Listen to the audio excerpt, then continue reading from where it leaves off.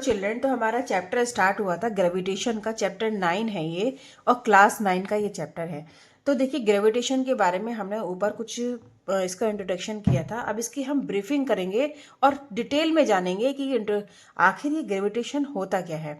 तो देखिए, आपने कभी देखा होगा कि जो सोलर सिस्टम में हमारे जितने भी प्लैनेट्स हैं वो सन के अराउंड मूव करते रहते हैं, ठीक है। लेकिन जो मून है वो हमारी अर्थ के चारों ओर मूव करता रहता है, उसके अराउंड मूव करता रहता है। तो यहाँ पर ये मूव कैसे कर पाते हैं? इनके बीच में ऐसा कौन सा फोर्स है जो एक ही ऑर्बिट में इनको घुमाता रहता है, ठीक है। और दूसरा हम ये देखेंगे कि यहाँ पर जो कि हर चीज़, जो ये एप्पल है, न्यूटन ने जब ये देखा कि उनके सर के ऊपर वो एप्पल गिरा, तब उन्होंने ये सोचा कि एप्पल हमारा अर्थ की तरफ जा रहा है, ठीक है। यानी अर्थ की तरफ गिर रहा है, यानी अर्थ क्या है, उसके ऊपर एक फोर्स अप्लाई कर रही है जिसकी वजह से जो एप्पल है वो नीचे गिर रहा है।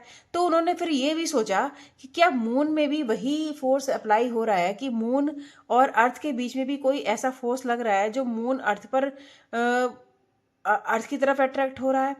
तो इसी चीज़ को जानने के लिए इन्होंने एक एक्सपेरिमेंट करा। देखिए, यहाँ पर इसमें एक एक्सपेरिमेंट दिया हुआ है।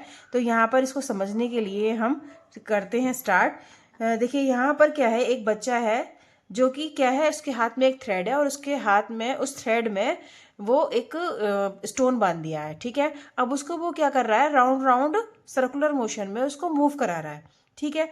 अब आप देखिए यहाँ पर, अगर मान लीजिए वो सर्कुलर मोशन दे रहा है, उसको मूव करा रहा है, तो मान लीजिए अगर इसका थ्रेड यहाँ से कट हो गया, यहाँ से किसी वजह से टूट गया, तो ये स्टोन कैसे मूव करेगा? तब भी क्या वो इस सर्कुलर पाथ में मूव करेगा? नहीं करेगा।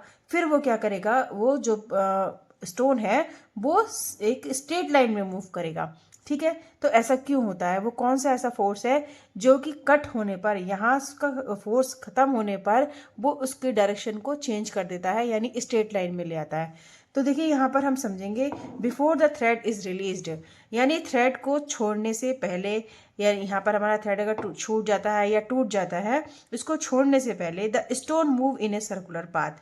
जब स्टोन था वो सर्कुलर पाथ में मूव कर रहा था with a certain speed and changes direction at every point, और उसकी स्पीड भी बिल्कुल सर्टेन थी। और हर पॉइंट पर देखिए, जब वो यहाँ आ रहा था तब भी क्या है, उसकी डायरेक्शन चेंज हो रही है। जब ये स्टोन थोड़ा इधर आ रहा है तब भी वो अपनी डायरेक्शन को चेंज कर रहा है, इधर आ रहा है तब भी वो अपनी डायरेक्शन को चेंज कर रहा है। दैट मीन्स हर पॉइंट पर वो अपनी डायरेक्शन को चेंज कर रहा है, ठीक है। अब देखिए, यहाँ पर जब डायरेक्शन चेंज हो रही है एवरी पॉइंट पर, तो change the direction involve change in velocity. तो अगर डायरेक्शन चेंज हो रही है तो दैट मीन्स की वेलोसिटी भी चेंज हो रही है, या फिर उसका एक्सेलरेशन भी चेंज हो रहा है। The force that cause this acceleration and keep the body moving along the circular path, इसी एक्सेलरेशन की वजह से इसमें जो फोर्स अप्लाई हो रहा है, the force that cause the acceleration and keep the body moving along the circular path, जो स्टोन है वो सर्कुलर पाथ में मूव कर रहा है, ठीक है। The force is called the centripetal force. अब ये जो फोर्स है, ये हमारा जो फोर्स कहलाएगा वो सेंट्रीपिटल फोर्स कहलाएगा, क्योंकि ये हमेशा क्या है, एक सर्कुलर पाथ में मूव भी कर रहा है। दूसरा, हर पॉइंट पर इसका डायरेक्शन चेंज हो रहा है। डायरेक्शन चेंज होने की वजह से इसकी वेलोसिटी चेंज हो रही है। वेलोसिटी चेंज हो रही है, दैट मीन्स की एक्सेलरेशन भी उसकी चेंज हो रही होगी। तो यहाँ पर जब तक ये थ्रेड यहाँ से कट नहीं हुआ था, या फिर इस थ्रेड को छोड़ा नहीं गया था, तब तक ये स्टोन क्या था, एक सर्कुलर पाथ में मूव कर रहा था। लेकिन जैसे ही इस थ्रेड को छोड़ दिया, रिलीज कर दिया, तो जो ये स्टोन है वो स्ट्रेट लाइन में मूव कर रहा है, ठीक है। तो यहाँ पर कौन सा फोर्स अप्लाई हो रहा है? सेंट्रीपिटल फोर्स, जिसकी वजह से जो स्टोन है वो सर्कुलर पाथ में मूव कर रहा है। लेकिन जब थ्रेड को छोड़ा, तब जो वो स्टोन है वो एकदम स्ट्रेट लाइन में चला गया। इसी स्ट्रेट लाइन को जिस पॉइंट पर ये सर्कुलर पाथ से मीट कर रहा है, उसको हम बोलते हैं टेंजेंट ऑफ अ सर्किल, ठीक है। यानी बी पॉइंट क्या है हमारा इसमें? Tangent of a circle. The motion of the moon around the earth is due to the centripetal force. That means कि जो मोशन कर रहा है मून अर्थ के चारों ओर, अर्थ के अराउंड, वो किसकी वजह से कर रहा है? सेंट्रीपिटल फोर्स की वजह से मूव कर पा रहा है। The centripetal force is provide by a force of attraction of the earth. ये जो सेंट्रीपिटल फोर्स है वो कैसे प्रोवाइड हो रहा है? क्योंकि अर्थ के और मून के बीच में एक अट्रैक्शन प्रोवाइड हो रहा है यहाँ पर, इस वजह से सेंटीमीटल फोर्स लग रहा है। If there were no such force, अगर ये इस फोर्स को यहाँ से हटा दिया जाए, the moon would pursue in uniform straight line, तब जो वो स्टोन है, या फिर अगर हम मून की बात कर रहे हैं यहाँ पर, तो जो वो मून है वो स्ट्रेट लाइन में चला जाएगा।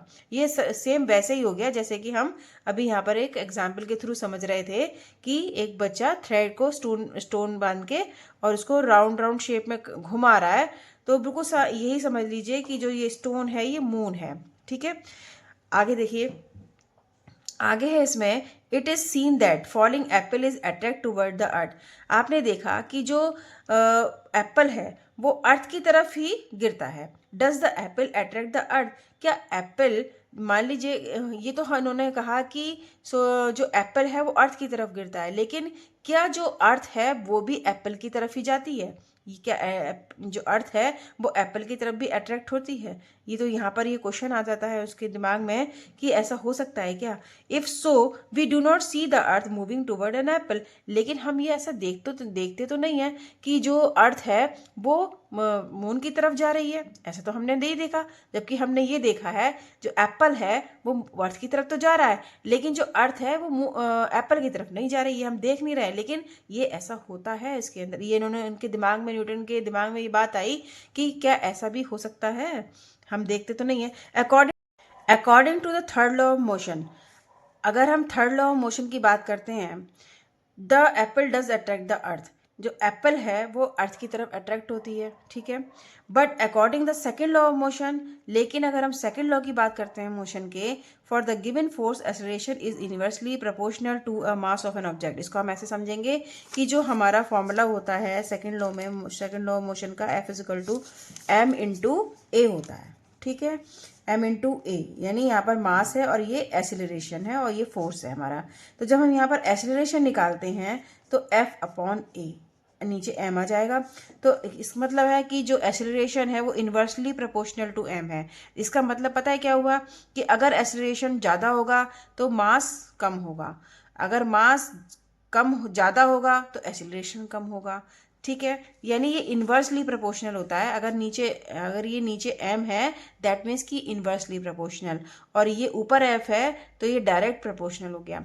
ठीक है, इसमें डायरेक्ट कंडीशन होती है कि अगर ए इसमें बढ़ रहा है तो एफ इसमें भी बढ़ेगा, अगर ए इसमें घट रहा है, एक्सीलरेशन घट रहा है, तो फोर्स भी इसमें घटेगा। लेकिन अगर एम की बात करेंगे तो एक्सीलरेशन अगर घटेगा तो एम बढ़ेगा, एम बढ़ेगा तो एक्सीलरेशन घटेगा, जस्ट अपोजिट होता है, इसलिए इसको इन्वर्सली प्रोपोर्शनल बोलेंगे। तो यही बात इन्होंने यहाँ पर बोली है कि acceleration is inversely proportional to the mass of an object. ठीक है, the mass of an apple is negligible.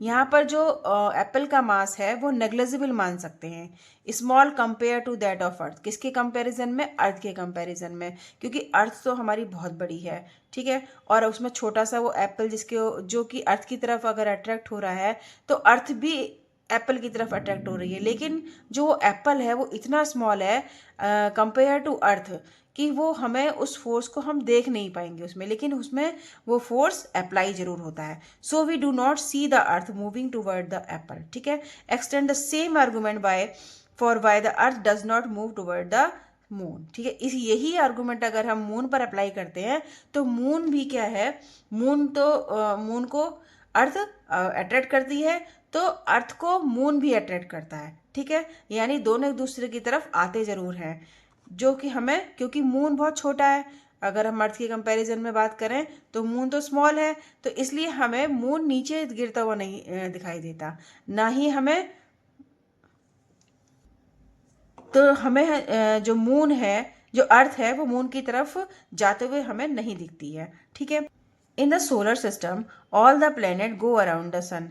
Solar system में जितने भी प्लैनेट्स हैं वो सन के अराउंड मूव करते हैं। By arguing the same way we can say that there exist a force between the sun and the planet. तो ये हम मान सकते हैं कि जो सन है और जो प्लैनेट्स हैं इनके बीच में भी वही फोर्स यहाँ पर अप्लाई हो रहा है। From the above fact Newton concluded that, इन्हीं जो एबव फैक्ट दिए गए थे ऊपर हमने समझाए थे, वो न्यूटन ने उससे क्या कंक्लूजन निकाला कि that not only does the earth attract an apple, कि एप्पल ही केवल अर्थ केवल एप्पल को अट्रैक्ट नहीं कर रही है एंड द मून, या फिर मून को अट्रैक्ट नहीं करती, but all the object in the universe, जितने भी यूनिवर्स में ऑब्जेक्ट हैं वो सब एक दूसरे को अट्रैक्ट करते हैं। दैट मीन्स कि अगर मैं बात करूँ ये पेन की और इस बुक की, तो ये भी एक दूसरे को अट्रैक्ट कर रहे हैं। ठीक है, कोई भी यूनिवर्स में कोई भी चीज़ है कहीं पर भी रखी हुई है, वो दोनों एक दूसरे को अट्रैक्ट करेंगी। ठीक है, ठीक है।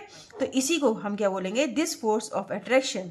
इसी फोर्स ऑफ अट्रैक्शन को जो उन दोनों ऑब्जेक्ट के बीच में लग रहा है is called a gravitational force. इसी फोर्स को हम बोलेंगे ग्रेविटेशनल फोर्स। दैट